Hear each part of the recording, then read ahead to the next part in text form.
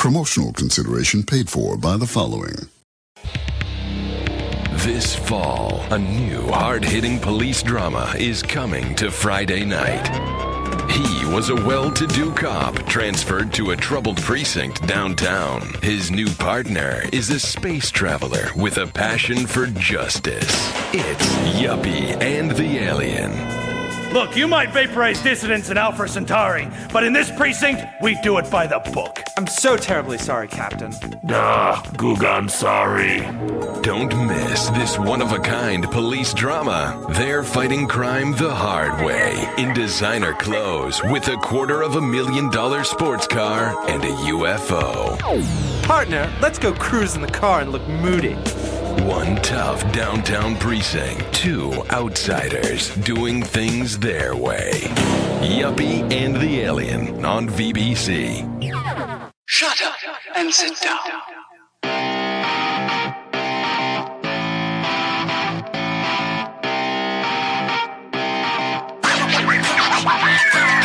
What's up, everybody? Welcome back to Third Shift. This is episode 458, and I, of course, am your host, your funky leader, the greatest man who's ever lived. It's me, it's Matt, and with me, as always, remotely, from like a day or two ago, because we had to record separately, it's the Lightbearer, the Lightbringer, the Beastmaster. Third Shift is Eric, and he's here to tell us how his week was this week. Hey, buddy, from a day or so ago, I don't remember how long ago you recorded this. How was your week this week? Well, thanks for asking, Mr. Matt. You know, I really hope your week's going to be as fine and fun as mine was, all right? So, everybody, hello. It is another one of those weird episodes where we're going to go separate because of things and stuff we're doing. I am going to be on another adventure. Matt is on an adventure. It's a whole shaboo. So I don't know what the hell Matt's up to right now. But I will tell my folks, my people here on the show, what I've been up to this last weekend. And let's see. I went on another adventure. I went up to Glen Harbor, Michigan, which is where the Sleeping Bear dudes are. And me and the family, we hiked those dunes. We hung out at Lake Michigan. We swam in the waters. We looked for Petoskey stones. We went kayaking on the Crystal River. We ate at all the local places and shopped at the local stores. At one of the bookstores we found here, I got the Old Time Hawkeyes Recipes from the Cedar Swamp, which is a fantastic book, and he is a fantastic content creator whom I recommend to everybody out there in the world. But I got a hold of his book there at this cool little local bookstore, and it felt real nice buying it, helping her out, helping Hawkey out. It was a good time. Had a lot of fun. The river was beautiful. The lake was beautiful. The dunes were fantastic. However, they did have those damn little biting flies, so that was kind of a pain in the butt. And it was hotter than old get out, but all the same, a good time, great weekend. Stayed at a wonderful hotel with a scenic view of Lake Michigan, so we got to watch the sunset both nights. Good time all around. And of course, you know me, I still got in a little bit of gaming here and there and everywhere in between last Thursday when we talked to you. And then I played Alone in the Dark, which I've told you guys all about many a time. So I won't stay on that because there's nothing really new to report. I'm still solving the puzzles, going through the different stages, trying to figure out what the hell happened. And one big event did take place. So we're starting to get to the meat and taters of this whole thing. I've met the Dark Man, and I am now in a chicken and mouse situation or whatever that, cat and mouse. Yeah, chicken and mouse, folks. Cat and mouse situation where he's hunting me. I'm trying to bypass him while figuring out this and that. You know the deal. A lot of fun, enjoying that. And the other game I got to check out, and I've played not a ton of, but I played way more than I was thinking I might. And that was FBC Firebreak. I got on there and was like, well, I got to at least give it a shot and check it out. I texted Matt, I was having issues getting quick play going. And then, well, it wasn't quick play. That's where I messed up at. I was selecting the stage I wanted to do, and then I was waiting for people to join and then begin. Well, apparently that takes 100 billion years to never. So I did a couple on my own, and they were very challenging, very difficult. It just, to me, it doesn't feel like they're meant to do it that way at all, which they're probably not. So anywho, I finally figured out if you hit quick play, that's when you'll actually start getting queued with people. However, there's only been one time I was actually queued with all three people. Most of the time, they end up just queuing with one other person and you go. And that's probably to get as many people as they can into a play session and having some fun in the game. because it doesn't seem like it's super heavily populated. But I'll tell you this, I don't understand why not. I was the fixer, so I go around with the wrench and I fix whatever the game wants me to fix, while we're doing the mission. Because like I told you, there's a whole bunch of like little side things you got to do, and then keep moving while the hiss are attacking and whatnot until you finally get to the end. And then depending on whether they're easy, normal, hard, ultra hard, or whatever, these missions, they get longer and longer, and you got to do more and more objectives to get to the end, which is cool because the stage slowly opens up and you get to see more of that level and you have more jobs to complete before you finish it. However, I told you, it's challenging. And with two of us, it was still pretty damn hard. And on one occasion, took like 30-something minutes to complete one session because we just kept playing I'd get back to them, they would die, I would res them, but then I would die, getting them all up and everything.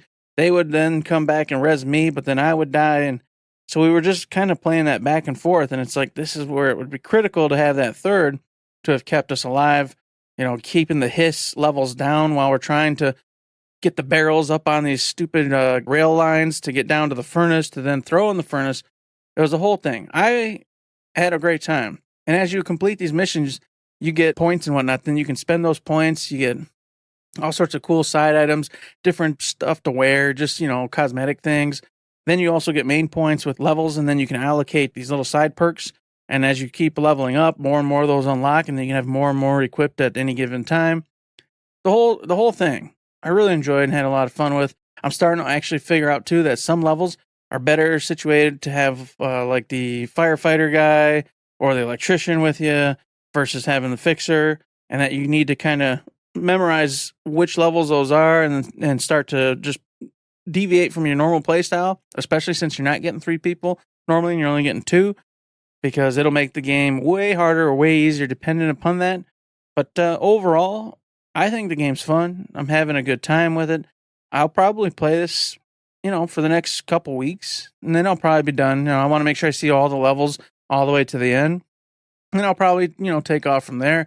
But hey, for a free game, for me anyway, because I have the PlayStation Extra, or if you got Game Pass, you also have it for free.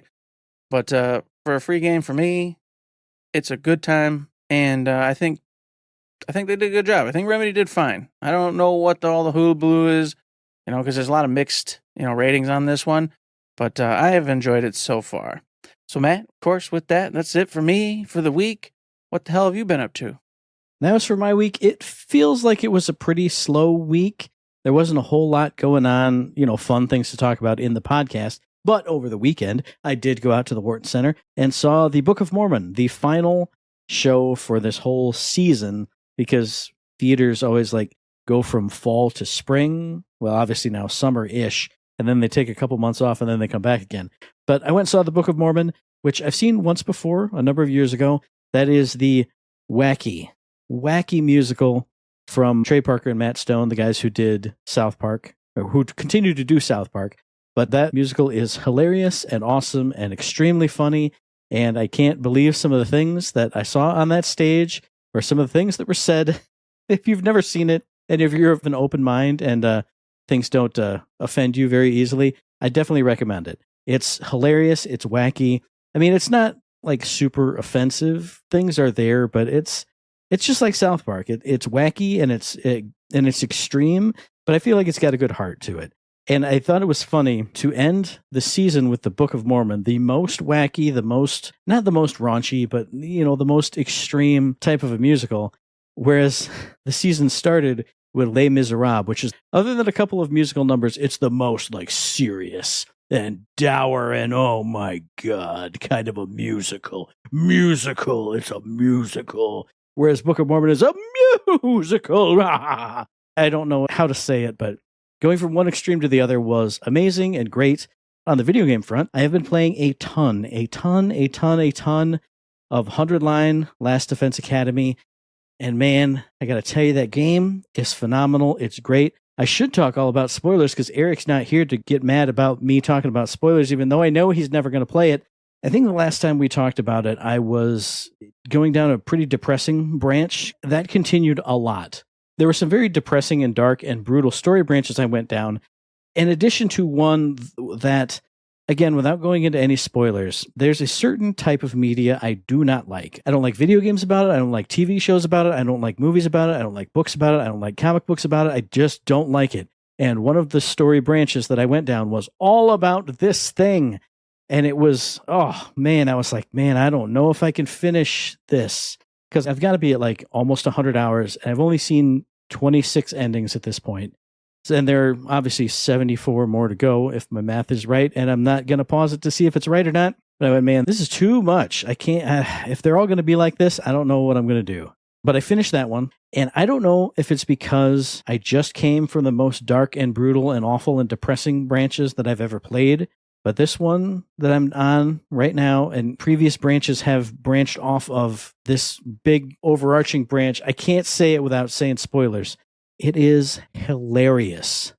Like I was playing this Friday night. I stayed up way too late playing it because I was laughing my ass off at what was happening, at the situations that the characters were finding themselves in. It was incredible. It was like they took all that dark and brutal and depressing stuff and they just chucked it in a bin and went, you know what? Let's just go nuts with comedy. And golly, Bob Howdy, they sure have done it. This overall big branch that I'm on that has a million other branching paths, it's so fun and so ridiculous. And I was almost going to go into spoilers there, but it's so wacky. And even if I described to you what is going on in the branch that I'm in right now, none of you would believe me. And the main character doesn't even believe what's happening. It's so nuts. But it just puts a smile on my face all the time. Like even when I was in the dark and depressing paths, there was still something fun about it, seeing the different things that happened. To know that that is all in this one game. You can have dark and you can have brutal and you can have depressing and you can have light and fun and whimsical and amazing. And you can have tactical battles and you can have free time activities. And you can have this little board game exploration thing and you can level up your people. You can have little bonding moments. That's kind of a spoiler, but I'm not going to count that as a spoiler. This game is like everything. This game is everything.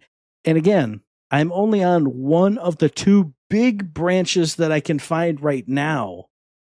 So that other branch has got to be as expansive as this one at least. And is there another big branch that I'm missing somehow? I don't know. This game is phenomenal though. I love it. It's incredible. It's amazing. Even when I'm not having a good time with it, I'm having a good time with it. If that makes any sense at all. I will say the other game that I played this week is I played and I streamed and I finally, for the first time in over 26 years, beat Xenogears on stream, on Twitch. That game is amazing. That game is phenomenal. I mean, it's been one of my white whales of gaming for a reason. Like, I absolutely love that game, but I just have never been able to finish it. And it's funny because I was at the point right before the final boss where I had stopped playing one of the previous play sessions, but you can go to a place, there's an optional place you can go, where you can get like ultimate equipment for everybody. And I went into that place and that part of my brain activated again and it went, hey, you need to stop and you need to get everybody's ultimate equipment. And then the other part of my brain said, you need to not do that because this is why you don't finish the game. It's because you grind for equipment and then out of like the 7 characters, you can only afford ace equipment for 2 of them. And so you got to grind again. And then after like 2 sessions of grinding like that, you stop playing. Especially since I was on stream, I went, you know what, we're just going to go into the final dungeon and we're going to see what happens. And woo, the final dungeon was rough. Like it was rough. But I used all my knowledge and all my situations and all my equipments and all my items. And then I got to the final boss. And I went in and I smashed it. And it was amazing. I'm not going to say like the final boss was like the coolest experience or anything. And I don't mean to sound down on it or anything, but it wasn't like earth-shattering, the experience itself. But the experience of finally beating it was a little bit earth-shattering for me. Having played through it so many times and never having done it, to now it's officially, I can put it in the backlog. Like it's done. I'm not going to lie, I got a little bit emotional. Like I've said with Metal Gear Solid 5, when I finally beat that. It feels great. It feels good. But it also makes me super sad that it's finally done and over with. So I don't know. That's Xenogears. I beat it. I am done streaming it. I'm done playing it. It's complete until if I ever feel like playing it again, then it's just playing for fun. And then the other game that I have played this week, I've only played a couple hours of it, but I told you guys I was going to get it. I told you guys I was going to tell you about it. I picked up and I started playing Mind's Eye. Oh, the most garbage game, the worst game of 2025, blah, blah, blah, blah, blah, when it released a couple of weeks ago. And I've been playing it, and I feel like I have to say this every year because it happens every year. But this is not a bit. This is not a gimmick. This is not a storyline for the show.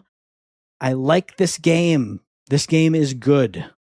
It may not be great. It may not be perfect. And granted, I am playing this like 2 weeks after launch, so I'm sure they had a big day one patch, just like every game has these days. I'm sure they probably have had a patch or two in these 2 weeks since launch. I think it's been 2 weeks. But the game plays well. It runs fine. I would say the shooting mechanics aren't the most engaging. Like, the shooting isn't the most impactful it's ever been. Like, when I shoot enemies with a submachine gun or an assault rifle, it's not like, man, it's blowing me away with how impactful the combat is. But neither did Gears of War. If you go and play Gears of War, grab a Lancer and just shoot at an enemy locust.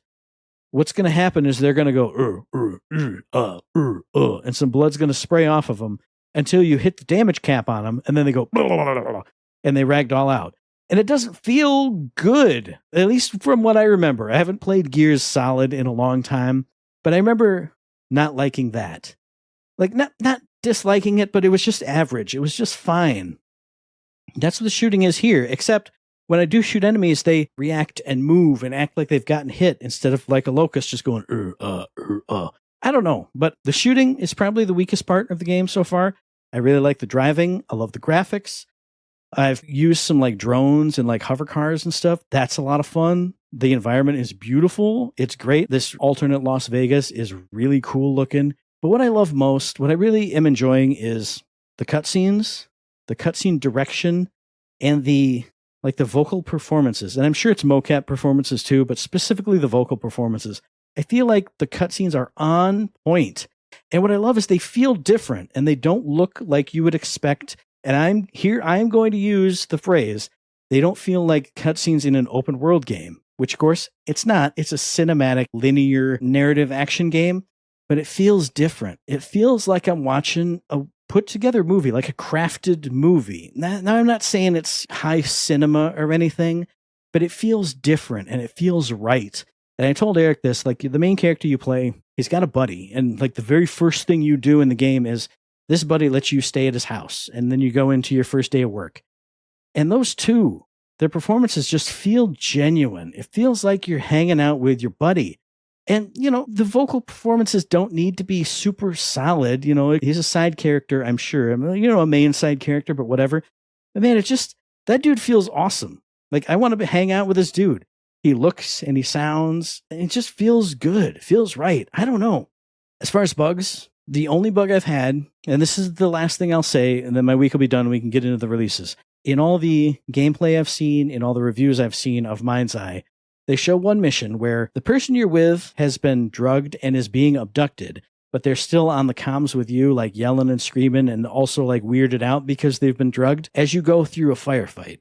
So, you know, that's all going on the comms. That's how the mission is supposed to play. But the one bug I've had is during that mission, there was no audio on the comms. My character wasn't talking, this person wasn't talking. But because of that, the in-game soundtrack was like bumped up because I'm sure it gets potted down for the dialogue. But it was like thumping, not like techno, but like that kind of I'm an action movie and you're doing a thing. It's action movie music. And it just felt good as I was sneaking and stealthing and taking cover and shooting people. And it was great. So the one glitch I've had actually made me enjoy it even more. So take everything with a grain of salt on this game. For all the hate that this game has been getting, I really have been enjoying my time with it. It's a lot of fun and it feels unique. It feels good. It feels, I hesitate to say fresh, but it kind of feels fresh to me for some reason. I really like it. I really like it. And that's been my week this week. I know I went long, I yabbered about all kinds of different things, but that's my week. Let's get into the releases. What do you got, Eric? So this week's release for me is Persona. You know it, folks. We got Persona 5, The Phantom X. It is out in the United States on PC and mobile now. I was super hyped about this game a long time ago. It's sort of, anyway, because it's in the Persona 5 world. It takes place in Tokyo. You, the protagonist, and your friends are also Persona users, just like Joker and the team, and you're going to have all sorts of fun and grand adventures with each other. But I was then not excited because, it was a mobile game, but then they also said it's going to be on PC, and I got excited again because I'm like, well, I'll play it on the PC, but there's no way in hell I'm playing it on mobile. Well, it then only came out overseas and was not coming here for such a time later. I think it released last year overseas sometime, but it's here now. You can play it. I can play it. We can all play it. And I'm very excited. I want to check this game out. I don't know how or when yet, but I got to watch like a stream the other day of it, and it feels and looks just like Persona 5. And that's because a lot of the team that did Persona 5 was advising and or related and or working on it in tandem with the crew that did actually make this one, which, if you don't know, is the Black Wings Game Studio, which I don't know them. I guess they're some kind of a division from Perfect World or something like that. But anywho, you still got the Persona 5 folks involved on this, so you can rest assured that it's got that same nice flavor that Persona 5 had. And on top of that, Joker and the team return in this game. They can be summoned inside the dungeons as like as manifestations or some kind of ultimate abilities. Basically, you can summon them to help you. But to do that, you got to play with the gacha system, and that's where I want to warn everybody. Yep, I told you at the start, it's a mobile game, so there is a gacha system. There is a way to spend money to be better, to be cooler, to be faster, but you don't have to. It's all up to you. Otherwise, you can just grind to get these same abilities, but it'll just take you a lot longer. But in a nutshell, you and this brand new team, you're finding out all sorts of bad things are going on. You get personas just like the original team did. And so you go on your own grand adventure to solve the problems, win the day.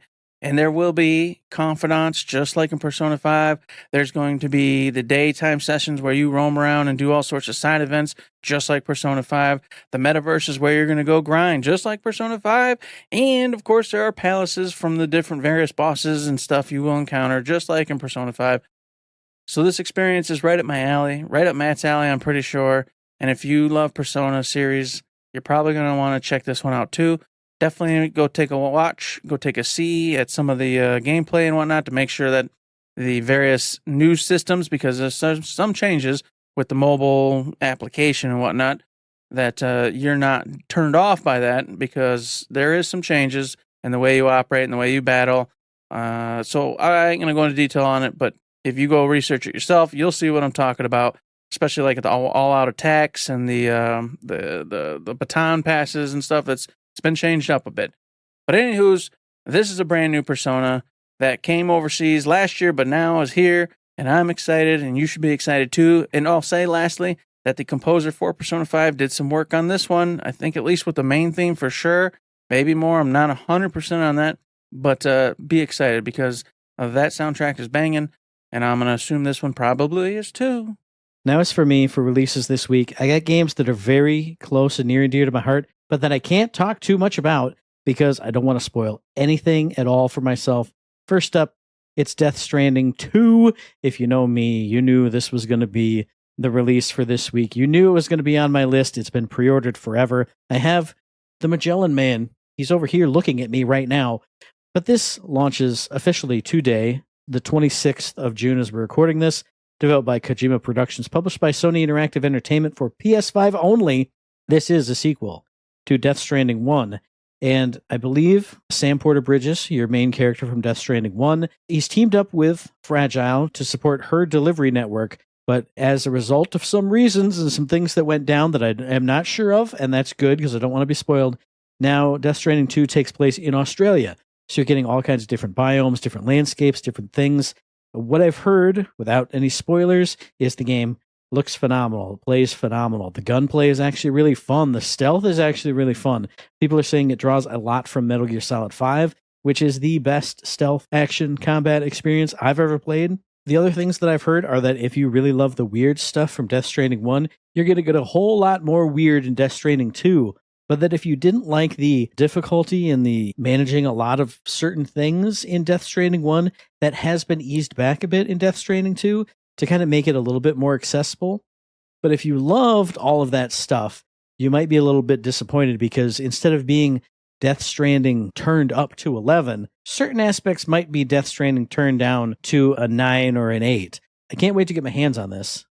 Just like I can't wait to get my hands on the other little mini release that I'll tell you about, which is Front Mission 3 Remake, which also is launching today as I'm recording this, the 26th, developed and I believe published by Forever Entertainment for, I believe, Nintendo Switch only. So this is a remake of the classic tactical RPG Front Mission 3. If you don't know anything about Front Mission, this is a world in which military combat has kind of been taken over by these giant walking bipedal mechs called Wanzers, or Wanzers if you didn't know that it was supposed to be a V sound when you played the original one. And you play as, I believe his default name, his canon name is Kazuki, and you're working with your buddy Ryogo in the city, and as a result of many crazy events, you get wrapped up into a military conflict between two sides. And what's really cool about this game is not only, it's a tactical combat game with mechs. That's awesome. That's cool. On top of that, you get to customize your mechs. Weapons, parts, loadouts, switch out the arms, the heads. If you don't want to use a machine gun, you can get yourself a sniper rifle. You can get yourself a rocket launcher. You can do all that.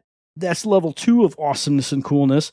Level 3 of awesomeness and coolness is there are 2 giant diverging storylines in this game. There always have been, and they continue to be here in the remake. Because if you make a certain choice at the start of the game, you will go to one side of the conflict with one set of characters. And if you make the other choice at the start of the game, you go to the other side of the conflict with a whole different set of characters.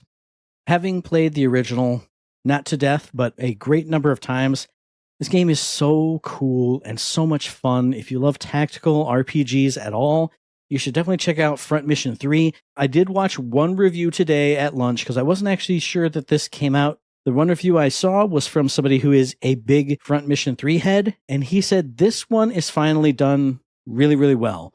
Apparently, Front Mission 1 Remake and 2 Remake, when they launched, had all kinds of performance issues, were not all that great. This person, in his review, said that Front Mission 3 plays nice and smooth, like they got all the kinks worked out before launching it this time. So I'm excited to dig into it. While I was looking up the deets to talk about it here as the release, I did see some Reddit threads and some other people talking online about there are a bunch of redone assets. Assets have been either like AI upscaled or generative AI filled. So a lot of 2D assets like on the internet or background scenes, people are kind of picking at those and saying they don't really like what's been done there. But from what I've seen, the actual gameplay with the mechs and the units on the map looks phenomenal. So I'm excited to get this. I'm excited to play this. I'm excited to relive some Front Mission 3 glory and just have a great time. So 2 releases this week because I can't talk much about either one because I don't want to ruin anything for myself. Not that I can spoil the story of Front Mission 3 for myself, but you know what I'm saying. 2 releases for me this week. And of course, as with every single week, we got free games, folks. There's all sorts of games for you to play for free out there in the world. And I'm going to start over on Epic. You got a game called Sable, given to you for free, developed by Shedworks, came out many years ago at this point, like 3-4 years ago. It's a really cool indie title, open world game, where you take on the role of this young lady, Sable, and you got to guide her through her rites of passage, and you get this cool little like speed racer glider thing that you travel around this desert with, and you got to go to these sunken, or not sunken, but abandoned spaceships and just different really cool otherworldly things and explore and find the meaning to your life and what you want to do. Very, very neat, very, very cool, very artistic, looks very different from, a lot of games out there. I think it looks neat. I think I remember wanting to check this one out back when it did come out, but it never happened. But you know what? Now it's free. You can go grab it over on the wonderful little Epic store right now. And I definitely recommend you go get that download going this second. And that's not all, everybody. Guess what? Amazon free games, they've got stuff for you too. They've got Thief Deadly Shadows. We've talked about Thief, gosh, ad nauseum. Well, guess what? You're getting another Thief Deadly Shadows title here for you if you want to do the sneaky sneaks. This is an old school game, but if you want it, it's there for you to grab up, so go do it. They also got Jupiter Hell. I have no idea what this one's about, but it sounds very scary. And I'll tell you what, I don't want to be on Jupiter. I don't want to be anywhere near Jupiter. So I imagine if they say Jupiter Hell, It's not good, and I believe you, because Jupiter's a really rough place to be for humans. I can tell you that much for sure. Well, that's if science is right anyway. That's debatable, I guess, by what I've been told. So, Jupiter hell, go get it now. And then, last but not least, it's a gallery of things reveries. Something just seems fishy about this one. I don't know, something's going off. I don't know. Maybe Matt will be able to help me out, but something just seems like I don't know. Maybe it's off. Maybe it's not. Matt will know for sure.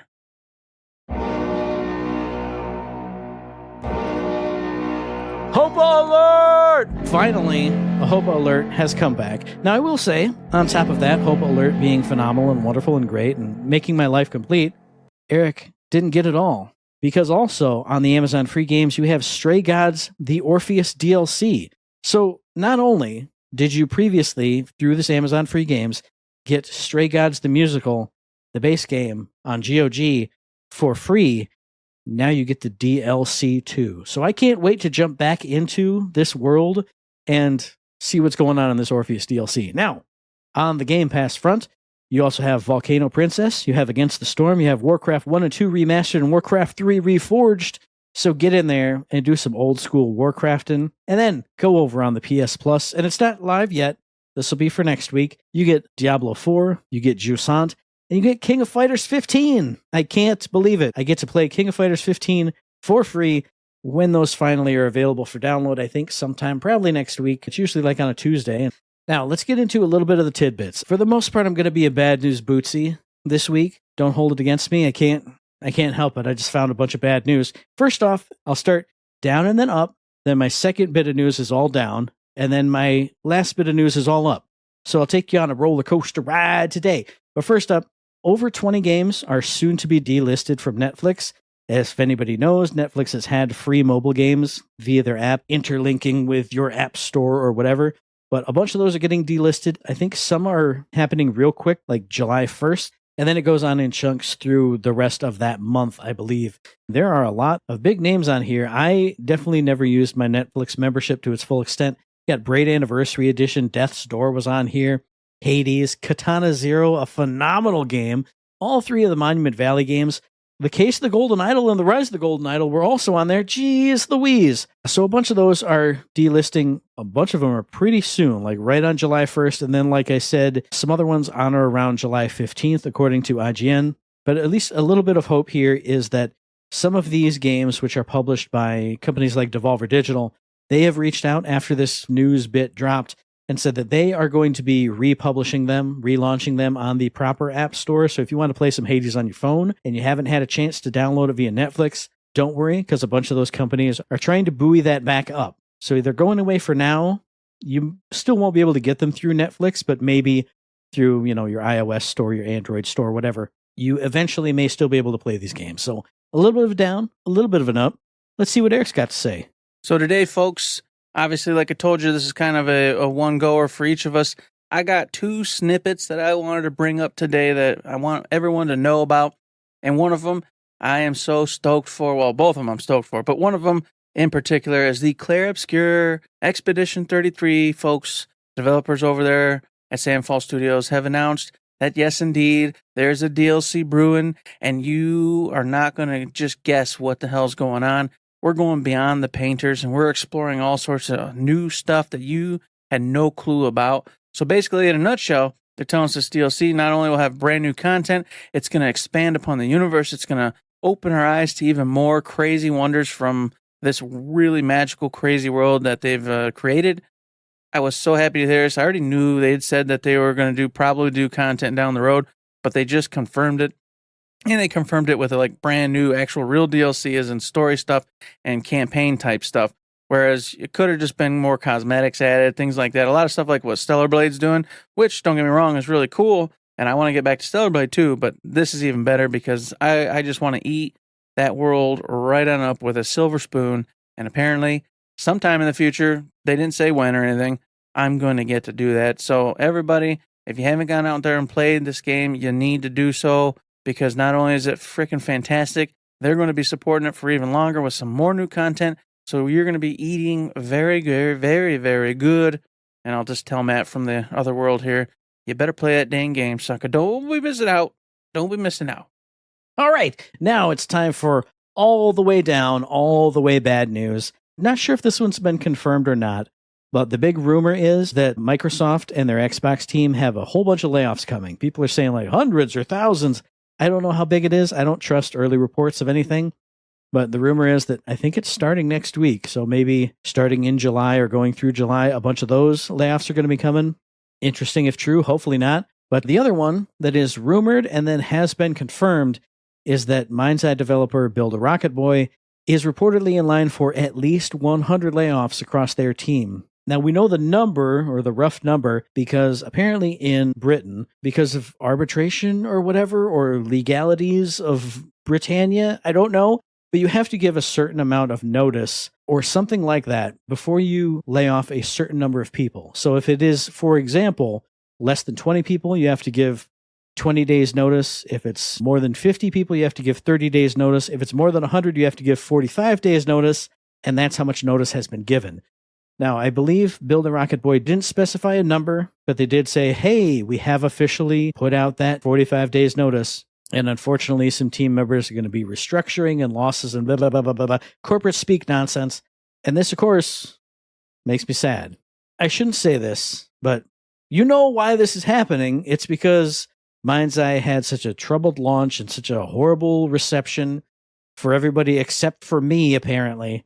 PlayStation has been issuing refunds, so all kinds of bad stuff's been going on with the reception and probably the launch sales and all that other stuff. It makes me sad. I don't know anything about the developer. Like, I don't know any other stuff they've been into or any other plans that they had. But it makes me sad when somebody makes something that feels really unique, like I've said, and it doesn't get good reception, and especially a really bad reception like Mind's Eye has, and then to immediately see the developer, oh, we're going to have to lay off a ton of people because of this. So, like I said, nothing but sad news on this one. Microsoft layoffs, Mind's Eye layoffs. I think I saw a different place that was also laying off people. I know it's on my Blue Sky, but Blue Sky has this weird like video game news feed thing, but it only shows me the daily news, and I can't scroll back throughout the week. So I wasn't able to find that one, but more bad stuff in the video game world. More layoffs. Great. Are we ever going to hear the end of layoffs? I know some other teams are doing well, so hopefully everybody can get picked up here and everybody can do well. Like we always say, hey, a downer piece of news. Great. What else have you got, Eric? The other snippet I got for you is that the PlayStation 5 horror game from Bloober Studios, Cronos, The New Dawn, got itself a brand new little YouTube video, a deep dive into the battle system, and I went ahead and watched it, and I'm telling you what, this is shaping up to be a solid game. You want to talk about Dead Space, you're going to get it here. You got the stomp, you've got that clunky, chunky combat going. You're not dismembering people like you do in Dead Space, but you are knocking chunks off bodies. There is blubber, there is fat, there is guts, there's things going. But the really cool mechanic that they've talked about before, but they were really showing you when you were going ahead and, shooting baddies in this game, was that convergence system going on where if a baddie comes up to a dead baddie and you haven't burned it or got rid of it in some way, it melds together and creates these monstrosities that just wreck your world. And they just kept on teasing the fact that you just don't want to let this happen, if at all possible. And of course, they went through some of the different battle, weapons you're going to have. Your pistols. You can go melee, with the sword type weaponry. You can go with, of course, different assault rifles, etc. It's all what based on what you want to do. You can play offensively, defensively, strategically, and then you can, of course, buffer those skill sets with those different set weapons. It reminded me of a great game that we both love, God, what's that game, those two girls, Sis, I don't remember what that game was anymore. It was real good, though. You're doing good, Jess. Hell yeah. Said something to do with Wolfenstein, But anywho's, the upgrade system with the weaponry kind of reminded me of that same weapon system upgrade, and I dug it. So I was really happy to watch. I thought the bad guys were looking pretty cool, pretty unique. The only thing I worried about was they talked about how they've got baddies that are like runners that are going to come at you quick. They got the big old bruisers. They got the tanks. They've got your long-range baddies. And they showcased them, and they all looked fantastic and wonderful, don't get me wrong. But it kind of reminded me like a Left 4 Dead situation. Like, is that it? Like, or is it going to be like 5 enemy types, and that's the end of the story? whilst I shouldn't complain because Dead Space has pretty much got the same setup, I don't know. I was hoping for more enemy variety. You know, these things look really cool, and I feel like even if they're the same type, you could make them look different. But the ones they were showcasing, if they were the runners, they looked like a runner. They were the same. The models looked pretty much the same, unless I'm crazy. But from what I saw, they didn't look any different. So we'll see on that. That's like a nitpick. Most games do this, but I don't know. I just had in my head that there might be like more variants because these were weird, just alien-looking, nasty humanoid creatures. So that was fun. It was cool. They didn't really showcase a lot of weapons, though. That was kind of strange. She's like, hey, we want to talk to you all about battle, but they didn't really get into detail. They didn't really show all of it and how it works in combat. They just kind of gave you the gist of you being able to up the different skill sets and choose which way you want to fight. So pretty neat, but I still want more. I want to get in there. I want the nitty-gritty of this systems. I want to know what all these travelers are up to, which they hinted that most of them are supposed to be doing the same things, but just getting different people. But they were kind of dicey about it, almost like, maybe some of them have their own agenda or some other drama going on, which most likely there is. It was still really cool. And of course, they didn't talk about bosses. They teased bosses again, but said it's not time to talk about boss fights and how that all works yet. So there's going to be at least a lot more cool enemy types than the bosses. So we'll see how it all pans out. It comes out this fall. I am so stoked about it. I can't wait to see some more deep dives when they pop, and I'll let you know all about it when they do. And now, for my last bit of news, I cannot believe that Eric did not talk about this. I can't believe that I have to be the one to say this because I don't even care about the operating system that this piece of news is about. And Eric always says, oh man, I love this thing. Oh man, it's my favorite thing. Every time they announce a new game for it, I want to buy it because I want to support this thing that I love so much. And also, I'm British Eric today. But they've shown off and have announced, Sony themselves, and I believe obviously the developers too, have announced 4 PlayStation VR2 titles. They've been shown off, they've been announced, they're definitely coming, they're getting supported, they're getting all those things. One of them being Dreams of Another, which is that really cool, how should I say it, like almost psychedelic type of a very strange game where you are a character who has a gun, but when you shoot with the gun, you create things instead of destroying them. It's a very dreamy, like cloudsy looking type of a game. I've been on board with that one since day one. So that's coming to VR, which sounds really cool, honestly. Like if you're in this weird dreamy world and creating things that like are in front of your face now instead of a third person perspective thing, whew, that sounds really neat. Also, you have Grit and Valor 1949, which I believe is some trenches and some action and some shooting and some war. Then you also have Hotel Infinity, which I believe is like you're in some weird hotel, but it's all like puzzles and like rooms are shifting around and you're puzzling your way through it. Sounds really cool. And then you have Meteora, which is a space-based racer. If the visuals on this go crazy, which they very well could, especially in VR, oh man, that's going to be nuts. It looks like a fast-paced neon everywhere. Oh my god, I'm in space and I'm racing. So 4 PlayStation VR 2 titles. I don't even own a PlayStation VR 2 and I'm talking about it. Eric owns a PlayStation VR 2. He loves it. It's his third child. It's better than his children, sometimes he says. And he didn't even talk about it. What a buster. And speaking of busters, well, speaking of that same buster, Eric's not here to answer Uncle Matt's Trivia Corner question for this week. Now, if you remember, last week's question was, who was the artist for the 1995 Super Nintendo game Chrono Trigger, who was also best known as the creator of the Dragon Ball manga? That is Akira Toriyama. Eric's not here to answer this question. I will ask it to him next week, unless he bails on me, in which case he doesn't get to answer any questions or get any points. Ha! You remember how it goes. But hey, for all of you out there who are here and actively listening to me right now, this week's question is, in Limbo, what kind of creature briefly captures the boy near the start of the game? And you don't even get to hear me say the answer inside of a bleep. You don't get to hear Eric guess right now, so guess yourself. And if you've played Limbo, if you've watched somebody play Limbo, if you remember the answer to that question, send that to me. Or any comments, questions, concerns, any kind of feedback at all, any mailbag questions. We do still have a mailbag question. I will be dusting it off sooner rather than later. Send that to us via the email, thirdshiftme@gmail.com, on the Twitter machine @ThirdShiftME, Find us on Facebook under Third Shift. Hit up the Discord. Hit up the Patreon. If I'm streaming Death Stranding 2, for the love of God, hit up a stream. I'm going to have a new setup maybe, if it works out, and I can actually get it to work right. I don't know how well it's going to work, but hit us up anywhere on the internet at any one of those places and just connect with us. It'll be a great time. That's right, folks. You can support us on all those wonderful things, and you can head on over to the Patreon. You can support us there, $1, $2, $3, any kind of dollars.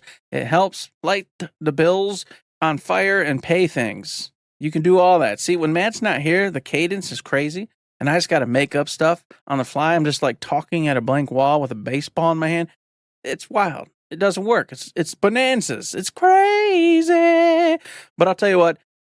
Being crazy, that's great, because if you're crazy, you'll go to that Patreon and you'll throw the money our way and help us pay the bills and keep things rocking and rolling. But you know what? If you can't do that, that's fine. 5-star reviews on Spotify, 5-star reviews on the Apple Podcast. Freaking go over to Twitch, give us the Amazon Prime free membership, $5 over there. You can go to Discord, hop on in, sign in, talk to us, have some fun conversations. You can give us mailbag questions, things you want us to talk about.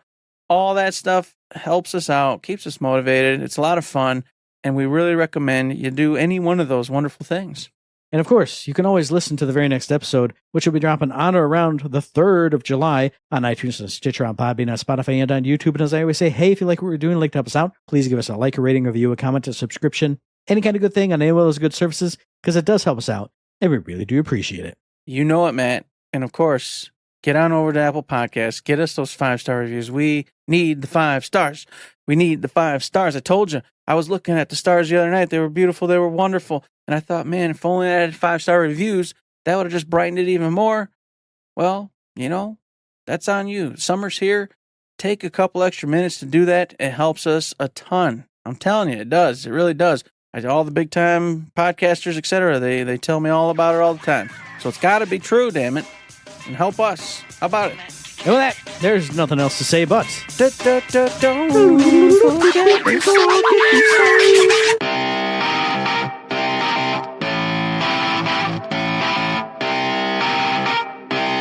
Shut up and sit down.